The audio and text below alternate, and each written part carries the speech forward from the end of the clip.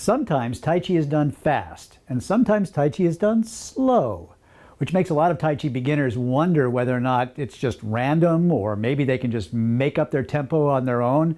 Mostly it just makes them feel nervous, like they're doing it at the wrong speed, and that at any moment the Tai Chi police are going to jump out and give them a ticket. So if you've ever wondered what is the correct tempo for Tai Chi, make sure you watch all the way to the end today, because today I'm going to teach you what is the correct rhythm of Chi.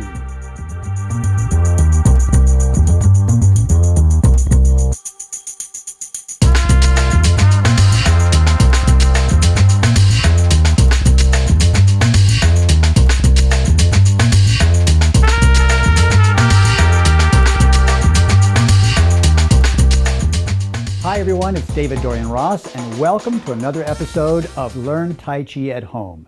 Today is day number 54 of 100 Days of Tai Chi, the video series where you are learning the 103 movements of the traditional Yang family long form. If this is your first time here and you're a beginner who wants to start learning Tai Chi at home, and in particular how Tai Chi can help you gain better health, stay younger longer, become calmer and happier, and even defend yourself from attackers, then the way to get started is simply to hit the subscribe and bell buttons so that you never miss another episode. Also, if this is your first time watching one of the videos from this series, I'm going to put a link up above here to the beginning of the series so that you can go back and follow from the beginning and not feel lost. Now, in this video lesson, we're going to basically review a couple of movements that we have done before, the combination of grasping the bird's tail and single whip. We're going to break down this combination in the way that we have done in the last two videos, but there are a couple of places where I want to spotlight some of the details of the movement, so be sure you stick around for that part. Now, if you're ready, let's just jump right into the lesson.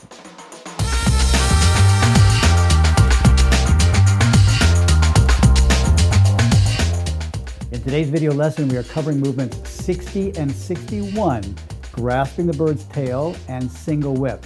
Now, this version of Grasp Bird's Tail actually is exactly like the very first movement we do in the whole 103 movement long form, because it includes ward off left, then ward off right, then the rest of Grasp Bird's Tail, and then on into single whip. Now, before we get started, I just want to highlight one very small detail about the Grasp Bird's Tail sequence. As you know, there are four parts. There is ward off, then roll back, squeeze or press, and then finally push. And I want to talk about the roll back movement here, exactly how the motion goes. Now, I've been describing this very often as a fishtail, right? That after ward off here, the hands reach out to the side, and then fishtail to the side, fishtail out, fishtail back in, and then there you are for squeeze. Now, I want to give you a little bit more today, just a tiny bit more detail that then we can insert into the review of the movement, okay? So at the end of the ward-off sequence, whichever position helps you see this, right? You've got the, I'm going to come really close to the camera here.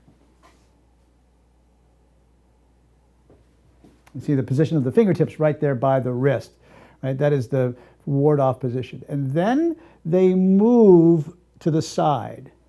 Now, this moving to the side mimics a possibility of a grab that is in response to somebody reaching out to attack you. One of the things about Tai Chi as a martial art is that it rarely, if ever, makes the first move to reach out. It's more of a chess game. I'm waiting for you to attack me, to move in closer to me. That way I have to do less work, and I actually let you sort of, unbalance yourself, and then I take advantage of it, right? So here in this position, I'm following you to a position where I can begin to create what's known as an arm bar or a joint lock. And what you're going to see here is that once the hand is in position, they start out by fishtailing to the side, but also pulling down slightly, just slightly. I want you to notice this. This is, about chest height, and then how low is it? Not very low, 2 inches, 3 inches, from there to there, and then it fishtails back in. And during that slide and fishtail, the fingertips move from the wrist and travel down the length of the arm until it's just in front of the elbow joint. Then when you square off for squeeze, it's now in a new position. Went from here to here. I hope that the lighting doesn't blow that out entirely. And then that is the position of the fingers for press or squeeze or pierce, as I sometimes like to translate it, right? And so this is the detail I want to highlight today. You come from ward off, pull down slightly as you fishtail, turn back, and then here are your fingertips in a new position and squeeze forward. All right, so that's the detail for the day. Now, let's take a look at the movement, and I'm going to do the rest of the instruction in voiceover mode.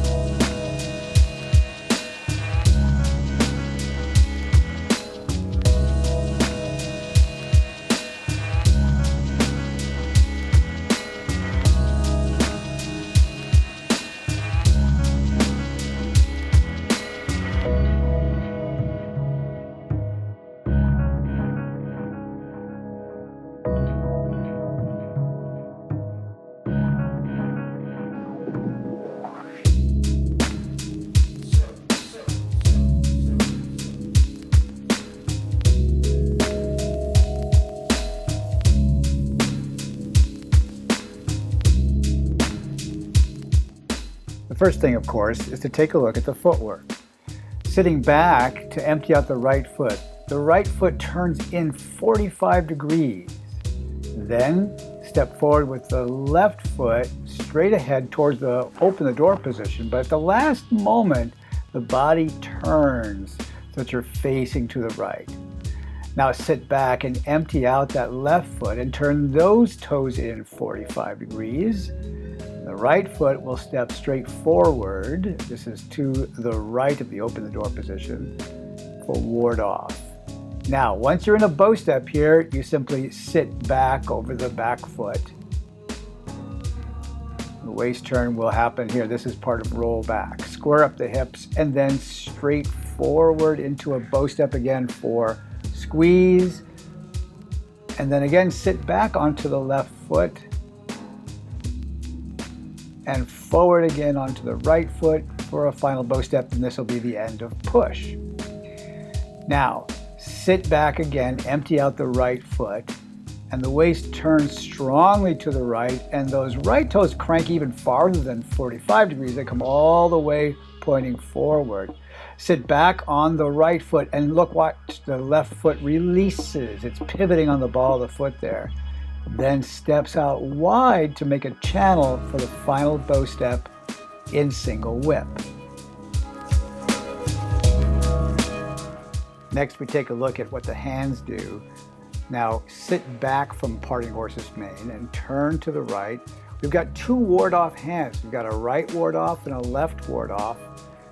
Then you strongly ward off to the left with the left hand while the right hand pulls down.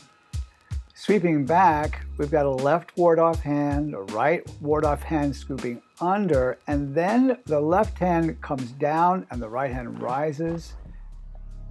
They reach to the corner. This is that detail I was just showing you in the beginning of this section. Squeezing forward. The hands slide over, separate, come back into the chest, then rise up slightly and the body goes forward. Notice how rounded the elbows are at the end there. Sit back and float the hands from right to left, all the way, pointing the fingers out. The arms fold in, then reach to the corner. The left hand floats out, palm out, the right hand is in that hook. And there's single whip. Now we're going to take a look at the whole sequence one more time in mirror image so you can just follow along with what you see. So you see this is your left foot stepping forward there for ward off left.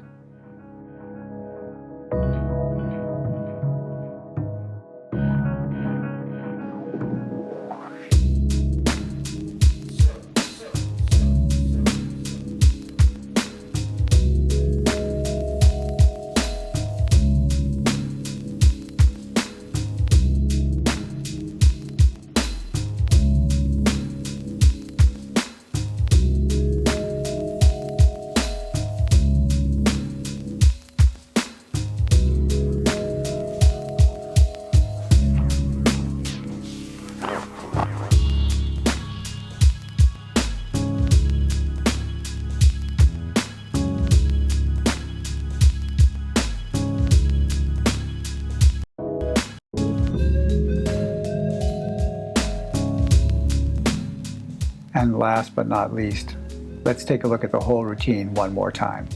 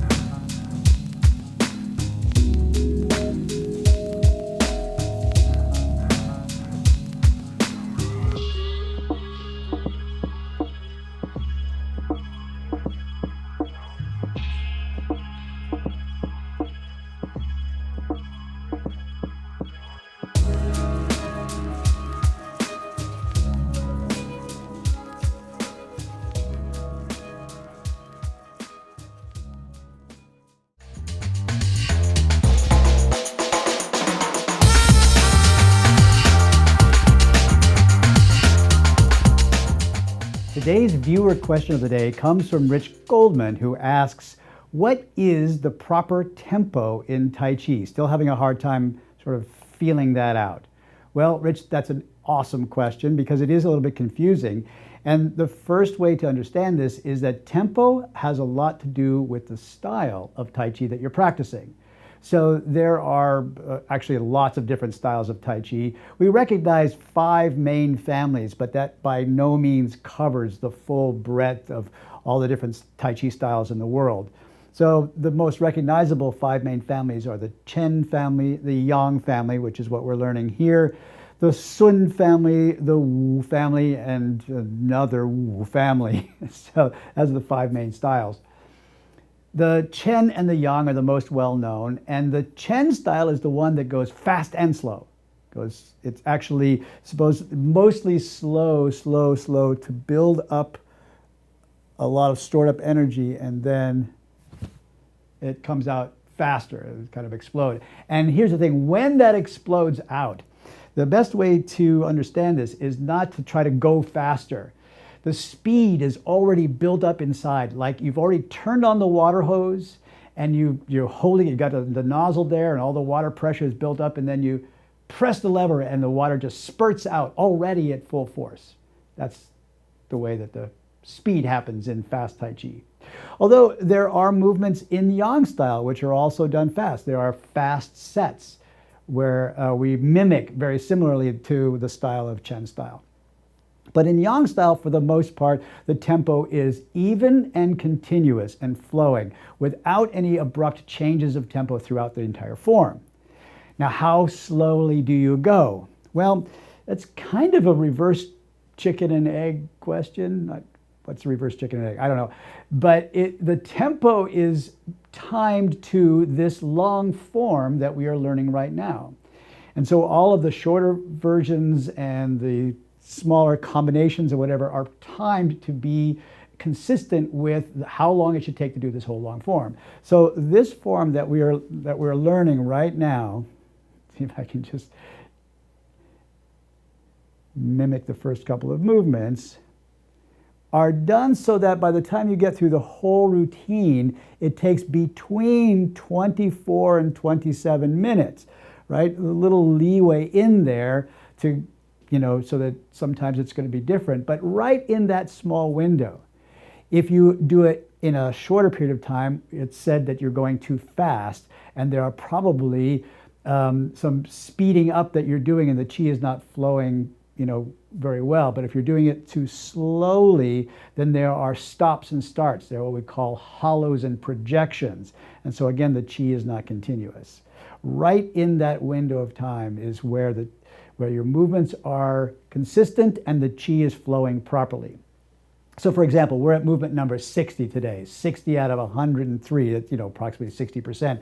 So these movements that we've learned so far should take about 15 minutes to perform. So if you're going back and reviewing the movements that you've learned, and if you've been following along in every lesson, and you kind of sort of have them on your brain there, then from the beginning to here that we've learned today should be about 15 minutes worth, and then every piece in there follows that same tempo.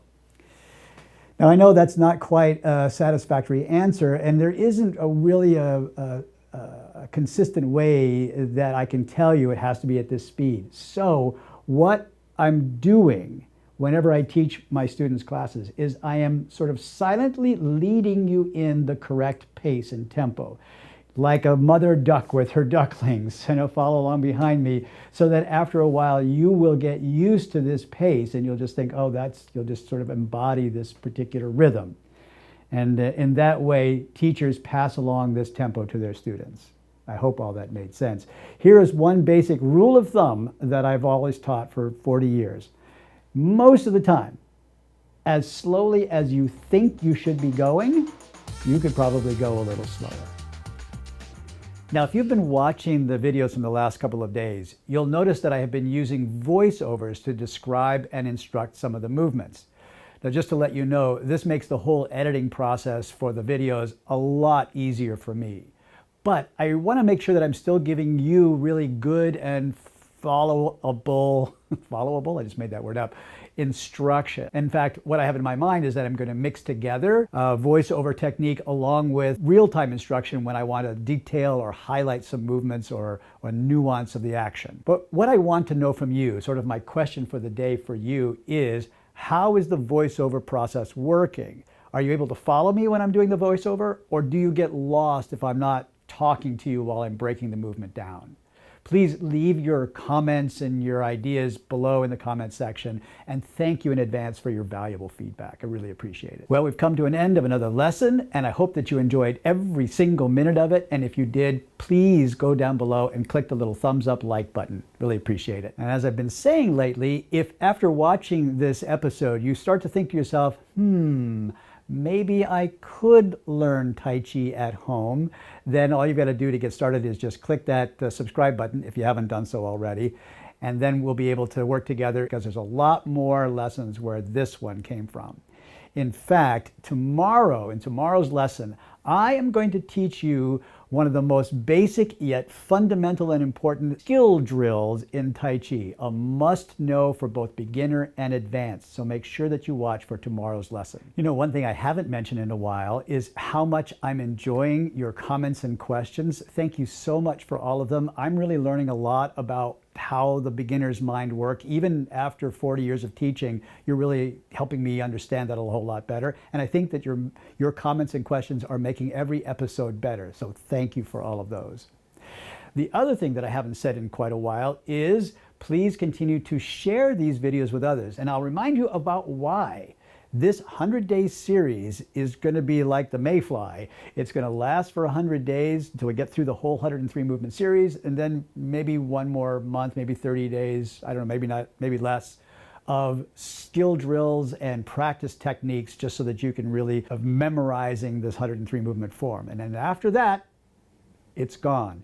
It becomes a DVD that will be available for purchase for disc or download, but this series on YouTube will, for the most part, go away. So tell people about it while it's still being developed, while we're still getting out lesson by lesson. Come and see it while it's free, but mostly just because, for my own selfish reasons, I want to make some more friends. So share the video if you wouldn't mind. Thank you so much. And last but most important of all, thank you very much for giving me the opportunity to share my Tai Chi with you. I really appreciate that. Have a wonderful evening, beautiful morning, and I'll see you in tomorrow's lesson.